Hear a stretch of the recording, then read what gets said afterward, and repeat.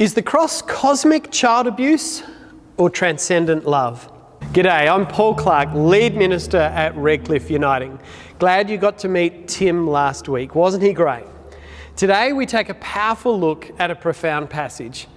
I am the good shepherd. I lay down my life for the sheep. Like, share, subscribe, and stick with us. You might have seen memes or quotes lambasting Christianity, suggesting that Jesus dying on the cross is a form of cosmic or divine child abuse. How could a loving God demand the sacrifice of his son to appease himself? At first glance, these memes can be quite confronting, but it's a classic case of a straw man argument. That's when you present your opponent's view in such a flimsy way, it's easy to burn it down. We're all prone to doing it, even me. It's interesting that not only atheists, but some Christian groups repeat this trope about Easter being cosmic child abuse. It shows either a complete lack of understanding of the depth and beauty of Christian theology or a malicious intent. People know that it's a misrepresentation, but they do it anyway to win the argument or to make Christians look foolish. Now, we shouldn't be surprised at this. This very passage, John 10, talks about false shepherds who come to steal, kill, and destroy. Such straw man arguments are actually self-deceptive, though. They make us think we have conquered Christianity when we haven't even understood it. Today's reading helps us to go deeper, to begin to see the depth and beauty of being cross-eyed, and to experience the comfort of having a good shepherd. One of the reasons we come up with these weird tropes these days is because we've grown weird. Have you heard about this? In 2008, psychologists started to point out that almost all psychological studies were done using subjects for their research who were weird. That is, from white, educated, industrial, rich, developing communities, namely university students. When you're doing a university study and you need to test a few hundred people who've got time on their hands and will respond to small amounts of cash, who do you test? University students. The problem is, weird people have values that are weird compared to most of the rest of the world. It's been called the weird bias. I think it was Jonathan Haidt who even discovered weird values are different to the values of families who eat at McDonald's, let alone people from India, African Americans and Brazilians. It has forced a re-evaluation of a whole lot of psychological studies and results. Anyway, my contention is that this weird bias has produced the cosmic child abuse meme. When you are a white, educated, industrial, rich, developed person, you live an aloof life, detached from the harsh realities that have been a part of humanity since time began. That is, fighting just to survive. If life is a game, not a struggle, you can play with theories. But when death, disease, disaster are just outside your door, theories can be dangerous, can get you killed. It completely changes how you see the cross. That is, in a life and death society, everyday people have to go out and confront evil, the one who comes to steal, kill and destroy. Everyday people have to put themselves in harm's way between danger and family so we can live. In a life and death society, people die. It's confronting, it's raw, it's real. In a life and death society, you profoundly value those who put themselves in harm's way to protect and to save. The word heroic recovers its true meaning. In a weird society, a hero is someone who goes to the bar and unexpectedly returns with chips. in a life and death society, we would never belittle the one who stands in harm's way. Today, Jesus brings this out in the simple story of a shepherd. Now, we don't think of the job of a shepherd as dangerous, but you were often out on your own, guarding what was essentially a flock of juicy lamb chops that the wild animals and the marauding raiders saw as easy pickings. We know from King David, he became great at the slingshot to protect his herd from the lion and the wolf. Shepherding was a life and death struggle, and the herd were your livelihood. If you were being paid by someone else to mind their sheep, they couldn't pay you enough to stand between bears, wolves, and rustlers. So as Jesus says, the hired hand runs away. He's not all in. He's only battling for 30 pieces of silver. It's not the continuity of his clan he's worried about. But the good shepherd places himself in harm's way. He stands between the sheep and evil. He willingly lays down his life for the sheep. And Jesus makes it very explicit. I lay down my life. No one takes it from me.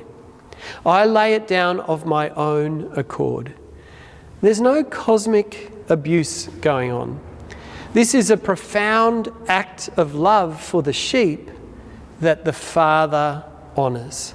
Jesus, in effect, says, I'm going to face the dangers of life. I'm going to confront evil for the sake of the sheep who don't have the capacity to face such dangers. Did you get that? We as sheep don't have the capacity to face ultimate evil. We think we do, and we should resist evil, but when it comes down to it, we cannot overcome the ultimate evil of death. Death is one day going to come and overtake us all. Weird people have been removed from such a reality, and they forget it, but it's still true.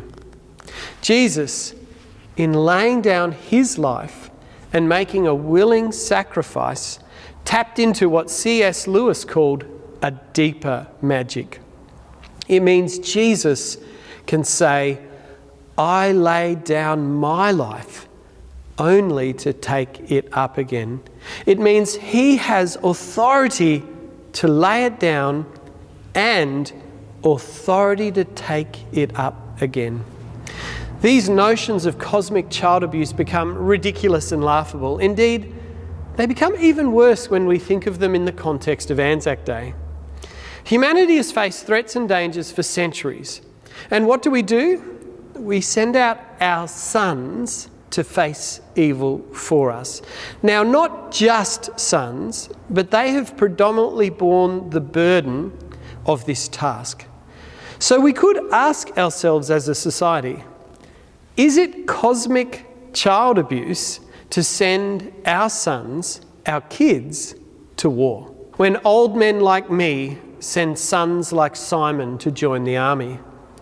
And I think that's why that charge of cosmic child abuse is not just disappointing, it's reprehensible. Because no parent does that lightly.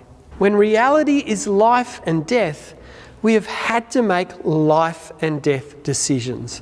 It's only when life is a weird game that we can be so tone deaf. Standing in the gap, there is a desperate sense of honour for people who do that. Such people are choosing to say, I'm willing to put my life on the line for the other. And I hope that's what they understand they are doing for us. And so there should be a profound sense of honour and heroism for such choices.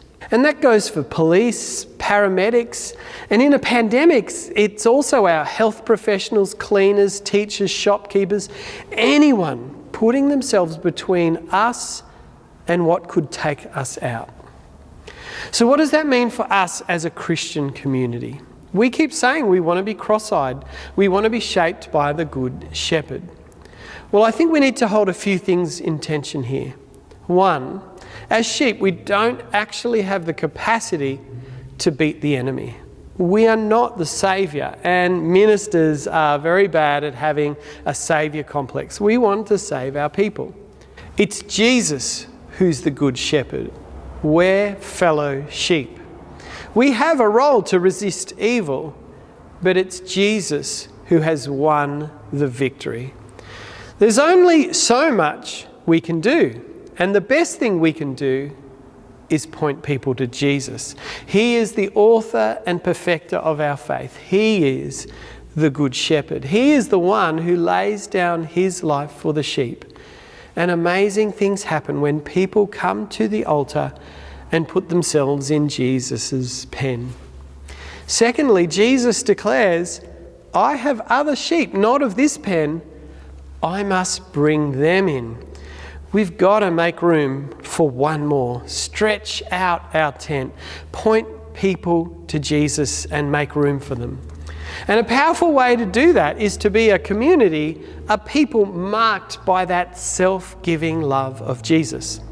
I've got to say, this community is pretty good at that, and it makes me proud in a humble kind of way, that people give of themselves, give of their time, give of their talents, give of their money for the immediate Christian community and, of course, the wider community around us.